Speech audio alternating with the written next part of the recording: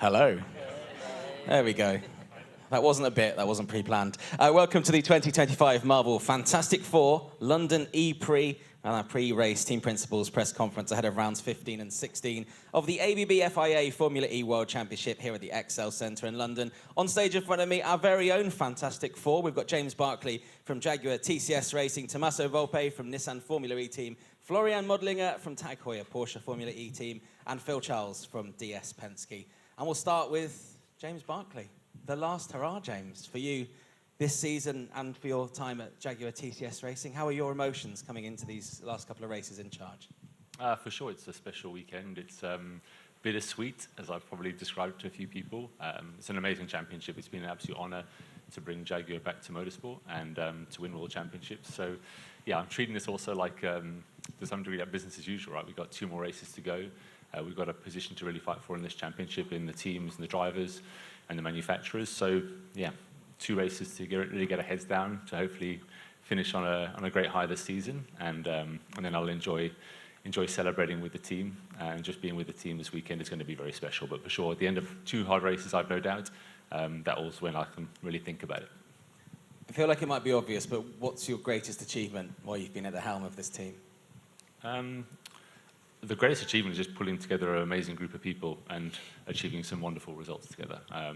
That is the biggest reward, is when you start with a blank sheet of paper and you build a team with great people that do incredible things and you win world championships is very special. So yeah, it's the people that mean everything and representing the incredible brand that we have with Jaguar. Speaking of incredible people, last weekend as well for Nick Cassidy with the team. What have you personally enjoyed the most about working with Nick? He's an absolute pure racer in the sense that he absolutely just loves to race, and he's a very intelligent racing driver. He brings a lot to the team in terms of how he approaches his racecraft, the setup and development of the car. But it's pure hunger. He wants to win. He just wants to win at all costs, and he puts everything into it to be absolutely fair to get the results that he and the team do. And yeah, that's what we've seen with him in his time with us. He's been a formidable racer, and I think with the team, he's achieved some great results. Well, best of luck this weekend. We know that London's been very good to you in the past.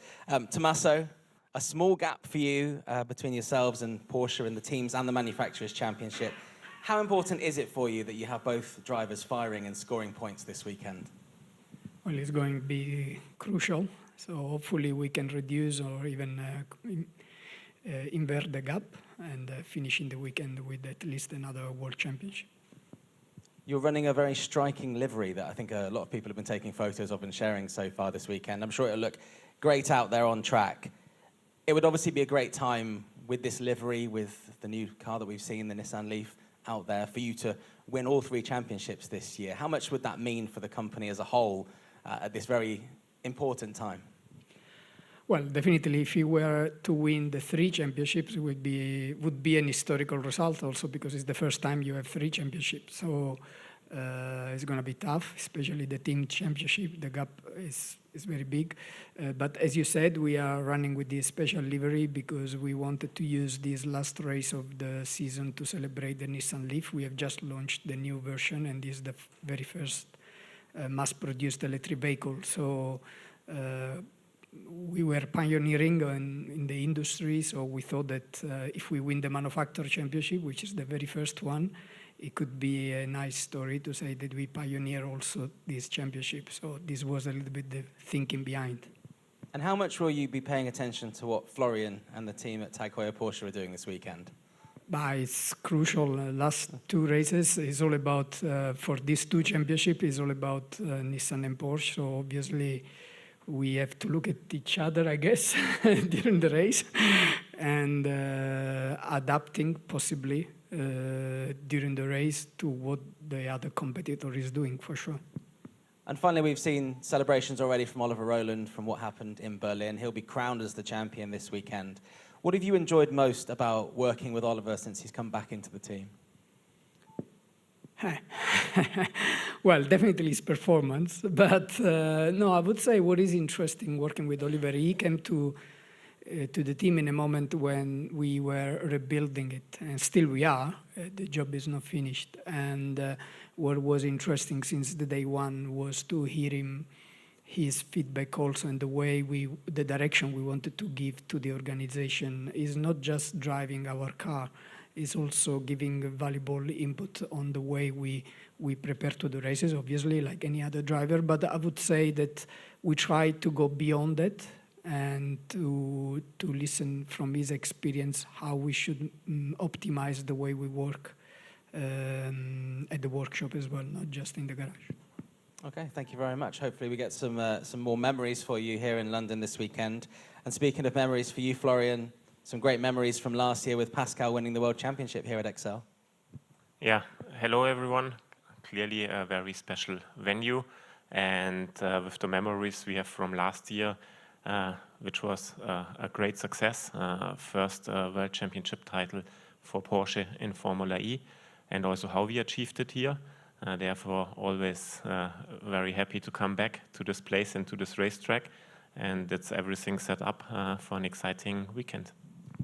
Where Pascal had to sort of come from behind to win that championship last year, this year you come into the Teams and Manufacturers Championships, but with a lead in both of those. How will you ensure that by the time these two races are done, you're ahead of these guys? Yeah, first of all, the gaps are quite small. In the manufacturer, it's really small, and the teams it's a bit more. We have to focus on the first race day to have a clean first race day to maximize the points. We are focusing on ourselves, and then we see where we are after the first race day and head into the second one. I think there's no different approach than the rest of the season. As much as I say it would be an important victory in those two championships for Nissan, it would obviously be a huge moment for Tag Heuer Porsche as well, with a first Manufacturers Championship. How would that feel for the wider Porsche brand after missing out on Pascal retaining his championship this year? Yeah, there we have to say I'm first of all very, very proud of the whole team and the development team at home, that we arrive again here and we are able to fight for 2 World Championship titles. Yes, the driver one is gone. There again, congrats to Olli Roland and Nissan. It was a superb season. We tried to keep it open until London, which we did not succeed. But really proud of the whole team that we are here up to fight for 2 World Championship titles. And this is, second year in a row arriving here. Also in season 9, we were quite well in the mix on the top. And this consistently being there and fighting for titles, I think under cost cap conditions, it's a thing which is very special. And I'm proud about, and great job from the whole team and the development team. Perfect stuff. Thank you very much, Florian. On to you, Phil. You're currently sitting third in the Teams Championship, and you're going to want to stay there this weekend and be on that championship podium this weekend, well, this season. Yeah, sure. So you're absolutely right. We'd love to stay there. And isn't it great for the championship? There are 4 teams that are snapping at our heels. It doesn't do me any good. The heart rate's already going, and I'm getting through 3 T-shirts a day. But isn't that brilliant? It means it's such a close race that we'll go into across these 2 days. So I'm really looking forward to it. The team are all up for it. Tails are up, ready to go. But it's really close, and particularly these guys. With James sat next to me, it's his last race weekend, so we're hoping he has a bad one and we have a good one. But congratulations to him for all the amazing years he's had. So we're really looking forward to it. It should be great, and it'll come down to all the little things. So you've got to make sure you're on it in every respect. Even the setup. I mean, I'm on a slightly different setup on the chair already, so we're trying different things. But you've got to really work hard through the whole weekend, and we'll look for a really good outcome. I don't know if dry cleaning in different chairs comes under the cost cap, but I'm sure that's a question. It probably does. Probably, yeah. You obviously know James incredibly well. You're going to miss him, I'm sure, seeing him around the paddock, even though you're on opposing sides now. I'll miss him in the paddock, but we'll go and do some go-karting together at some point, and I'll beat him. Say that like you're going to win. I am. I will, Yeah. and it's not just because of the weight advantage, because we'll weight the carts correctly. But we'll continue the competition outside of this arena. But it's been some great years. We certainly shared. I think you mentioned journey. I've kind of said that to some other people as well. We had a great journey together, and started from a low when I first joined with James. We were at the back, and we came through to win championships and lots of races. So you've got to be really proud. I think you mentioned that, and it's a great achievement to really develop like that. So yeah, some good times. Maybe they can film the go-karting and we can watch it in the off-season. I'd love that. Regardless of what happens this weekend, then how do you look back at this season for DS? Yeah, so if you look at the school report, I think it would read for us that we've had some really good flashes, some really big potential. You know, we've won some races and had a 1-2, which was a fantastic thing, first time for the team, for Jay in particular. So we've had some really high flashes. We've also had some DNFs, and that's left some points on the table that we wish we brought home. But overall, pretty pleased. The team have worked really, really well, really, really pleased with the race group. We've got a really fantastic group of people there. So yeah, we just need to tidy up a few little bits and bobs here, but overall, pretty good. Some potential change coming next year. Rumours swirling around about your driver lineup. What, my shirt or? I mean, how many changes are you on today? Is this the first? Four already. Four no, changes no, already? I'm joking. It will be. It will be. Yeah, lots of change rumoured, but I'm sure you're going to tell me absolutely nothing. But your driver lineup might look a bit different next year, I'm hearing? Well, you like to squeeze me with some tricky questions, and that's another good one. I think I've been with you in the past. I like to answer the questions. I like to talk. But on the drivers and the group, the people, I always like to keep that close to my chest. What I can say is the colour of the car and the team as a general, that's going to be pretty damn similar. But we've got great drivers now. We'll have great drivers in the future. But if you don't mind, I'll keep that one close to the chest for a little bit longer. That's fine. I will allow that. It's not Max, but Max would be interesting in Formula E for sure. Thank you very much. We have time for maybe one very quick question. If anyone would like to ask a question, please raise your hand in this room. Okay. Here we go. A question for Tommaso. So the gap in the manufacturer's standings is close, as you mentioned. You've obviously got McLaren with a Nissan powertrain as well. Is there any talks between the two teams, or any plans to work together to overthrow Porsche? Well, of course we talk and we try to maximize the result for both, but I think there is no special strategy here. They still fight to improve their ranking in the team championship, so of course they want to maximize their points, and this would benefit us as well. I wouldn't say there is not a different approach than other races before. We try not to get too much in trouble between us. And other than this, we compete because we also have the team championship, and then it's pretty much similar to other races. Okay, thank you very much. Before I let you go, just want to say from everyone at Formula E, James, it's been great chatting to you over the years. I know I've only done it for a few years, but everyone here will miss you, and have a great weekend. Thank you. Thanks. All right, thanks, guys. Cheers. Thank you. Please stay where you are. The drivers will be through in just a second.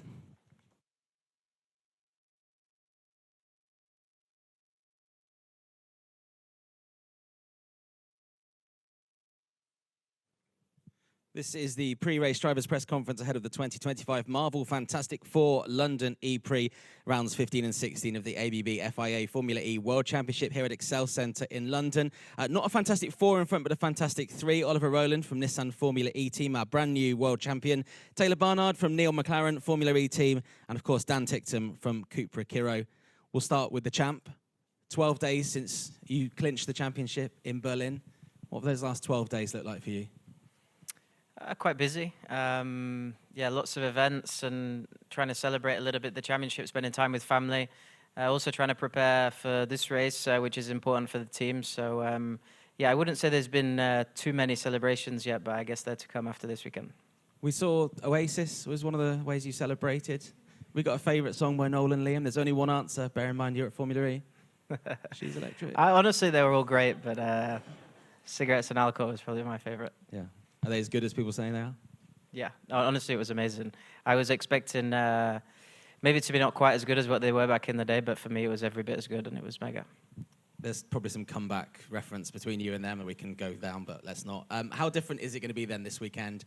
Knowing that pressure's off for you personally in your championship, that's done and dusted, but obviously fighting for two different championships for the team. Yeah, I mean, it's going to be a little bit different. I definitely feel a bit lighter and a bit less pressure than at the last four races. The way I see it really is I'm going to come to probably one of the first races in my career where I can kind of relax, enjoy it.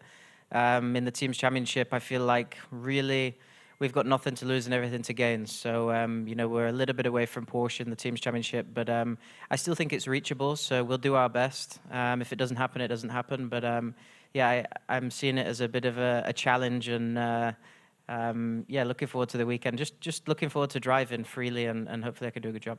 I'd imagine qualifying is going to be quite important here in London. What kind of conversations have you and Norman had about where you need to be come the start of that first race? Yeah, I mean, honestly, we think about different permutations when we're in the sim. you can only really plan on Saturday after qualifying for the race. I think for qualifying especially, we'll try and get the car in a good place throughout FP1 and FP2, and then it's down to each individual to extract the most from the car, and hopefully we can both do that in both sessions on Saturday and Sunday. And then we'll see what's available on strategy, but I think, yeah, as you said, the priority is to try and get 2 cars at the front in both races, because overtaking can be difficult here, not impossible. I think I won from 9th with a similar energy target last year, so I don't think it's impossible, and with the new attack mode, probably even easier to move forward. But yeah, we'll see on the weekend, but at first we just have to try and get the car towards the front. New livery on the car this weekend. Are you a fan of the blue? Yeah. It's okay. Okay, that's fine. I'll leave it at that. I don't want to put you in a tricky spot there. And obviously, you know, this track at London is not coming to an end immediately, but you know, it's been a track that's thrown up some epic racing before, and next year will probably be the last year that we race here at Excel. Are you a fan of the indoor-outdoor dynamic? And probably pleased to say it's maybe not raining, because that can cause a bit of chaos. Yeah, at least the weather's good. I think the last 5 events we've had torrential rain on at least one of the days. So Sunday looks like it could be around, but not too much. Honestly, I really like the track from a single lap perspective, getting close to the walls, having different tarmacs in and out. I think it's a challenge for the drivers to get the most out of the car, so I really like the track. From a racing perspective, it can be a little bit more difficult to pass, but hopefully with the pit boost and the attack mode be more powerful this year, it can make the races slightly more interesting. But for me, over 1 lap, it's one of the best tracks this season. Okay, well, we look forward to it. Best of luck. Taylor, an outstanding year for you so far. Obviously, your rookie season, multiple podiums, pole positions, a fastest lap, records broken as the youngest driver to do certain things. There's only one thing missing. Is it going to happen this weekend, that race win? Yeah, I'm Not well to add aware pressure. of that. I mean, to do that at home would be amazing. Of course, I'll try to do my best. I'm fighting for second in the Drivers' Championship as well, so it's not that I want to get the win just to win. Of course, I need to get the points as well. So it's definitely the aim and the target, but if it's actually possible, we'll see after qualifying. Of course, you mentioned that it's quite difficult to overtake here in the races, so we'll do our best, and like Ollie said, we'll see what's available after quali in terms of strategy.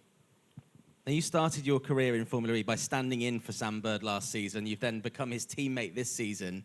As that partnership comes to an end this weekend, how has Sam personally helped you both on and off the track? Yeah, I mean, he's been the best teammate I've had so far in my career by a mile. When he took me in as his teammate at the start of this year, he was super helpful, of course, one of the most experienced drivers in Formula E. I thank him for so much and what he's helped me for, not just on the track, but off the track as well. With media was actually one of the things that I struggled with the most, and him just explaining how he deals with it and how he tries to put himself out in front of the camera was one of the biggest helps to me. So I have a lot of thanks to say to him, which I can't get out all right now, but yeah, he's been a great teammate to me this year. And given that, you know, you need points and you can secure second place in the championship, if Sam's in a position where he's ahead of you, you need that place, the team aren't going to be affected by the results, do you think you'd even need to ask Sam to maybe let you through? I don't think I would need to ask him, but if we were first and second, I would definitely not want to take a win away from him, especially if this is to be his last weekend in Formula E, then I would never want to do that. If he's in the lead, of course, he deserves to win the race. If we were in P7 and P8 and it meant the difference, I think I wouldn't even need to ask twice. I think he would do it. And of course, it wouldn't change the team's championship either. So I don't think there'd be any issues there. But of course, I want Sam to do the best that he can as well this weekend for himself. Of course, obviously, not just for Sam, but a very emotional weekend for everyone involved in the team, with McLaren leaving the championship after this weekend. You must want to really go out on a high for everyone involved in the team for the last few years. Yeah, exactly. I mean, the team deserve a good weekend, a good send-off. We're fighting for the manufacturer championship with Nissan, the team's championship third position, myself in the drivers' championship. So there's lots of reasons why we need to go out on a high, but I think the biggest one's definitely to give the team a good send-off as they deserve after the last few years they've had in the championship. And yeah, I mean, the team's amazing. Everyone's such a great personality in the team, and I think they deserve a good result as the last weekend. Okay, best of luck this weekend. Dan, come to you. First question. What's the horse all about? We've all seen it. It's a Cupra thing. I wasn't really aware much until this weekend, and someone told me before I got here that I'd have to be riding a horse around the track. You've ridden a horse before? I have ridden a horse. I'm not a fan, to be honest. 1 horsepower, mate. It's pathetic. What's the horse's name? Levi. Levi. The horse was actually lovely. He's a very beautiful Professional animal. horse, I heard. Yeah. Just stood there for 2 hours. He didn't just chills, yeah. It's quite good. There's no mess on the track. It's good. No mess. Excellent stuff. Not that I was aware of, anyway, yeah. Obviously, a lot has changed for the team since we were here last season. How does it feel to go into a home race, possibly, well, probably definitely for the first time in Formula E, with a chance to actually win the race with a car that can do that for you?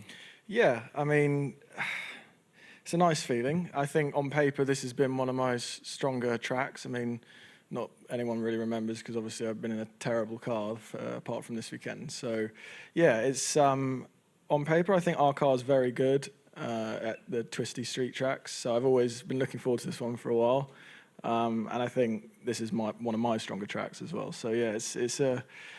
Obviously, everyone asks the question, what's it like to do it at home and all that, but, you know, we all approach each race the same. But obviously, it'd be very special if you have a good result and, you know, you've got friends, family, and all the good British people around. So, yeah. I think the best highlight that we've got from you racing here is you drifting into the pits. I think it was last year. Yeah, well, that's...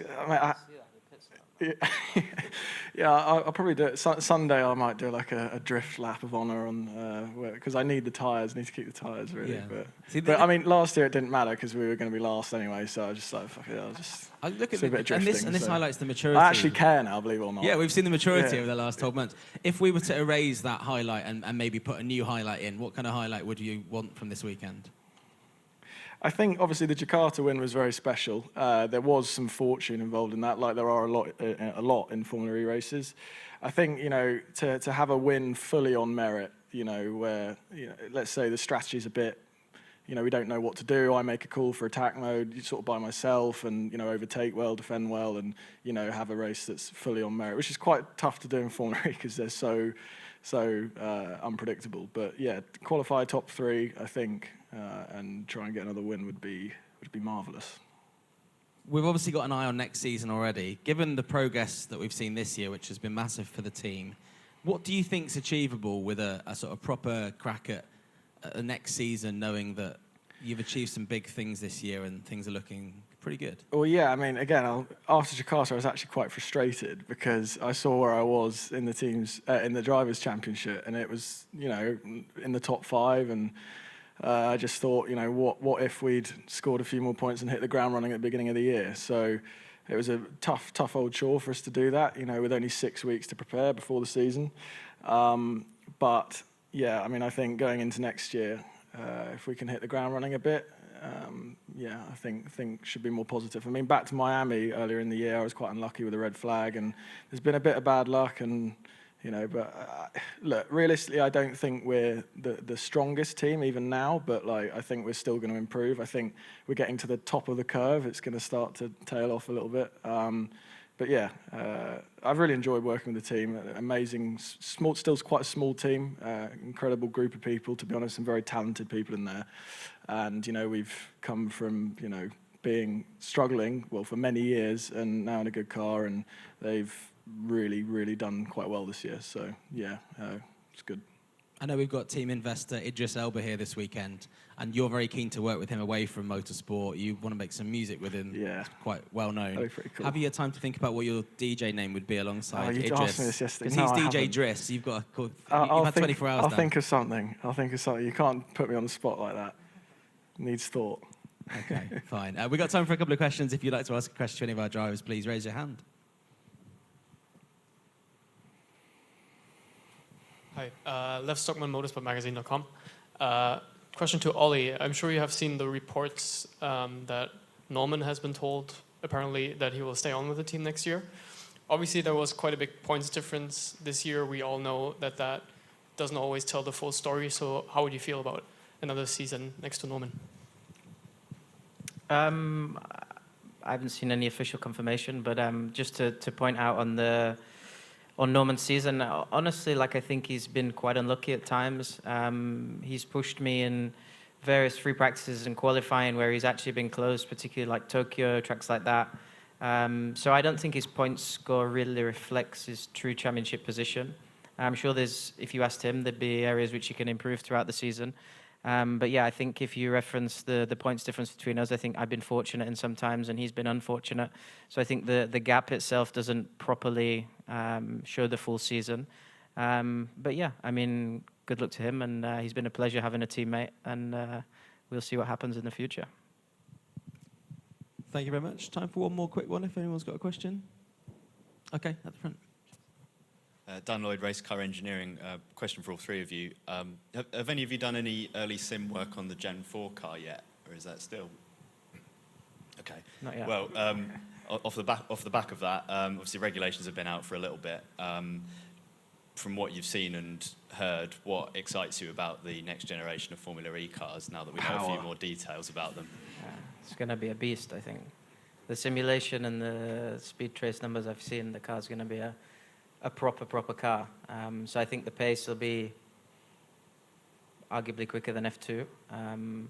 And yeah, when you look at even the G long traces of the car and how it sustains it down the straight, they're going to be extremely fast.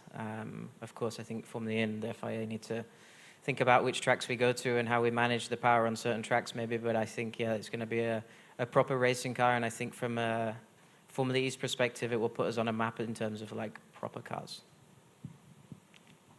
Anything to add? Yeah, agreed. I mean, I think I'm not going to say too much about the Gen 3 car, but I'm not the biggest fan, and seeing some of the mock-ups and the car, which I wasn't supposed to see from someone I can't say, but it does look a lot better. So I think, you know, Formula E has arguably always been in a funny time, and I don't think Gen 3 has been particularly helpful. You need a car that looks good, and I think the Gen 4 is going to be that's for sure. And it's going to be, fast, which is also good. So. Yeah, from me, I mean, I've not really seen anything about it so far. I know it's going to be a lot quicker, which is obviously exciting, but yeah, my focus was on this year and just finishing off strong, and then whatever the future may hold, then I will turn my attention to that. Perfect. Well, thank you to our drivers. Thank you for your questions. You'll be able to speak to all of the drivers outside this room at the media pen in about 2 minutes' time.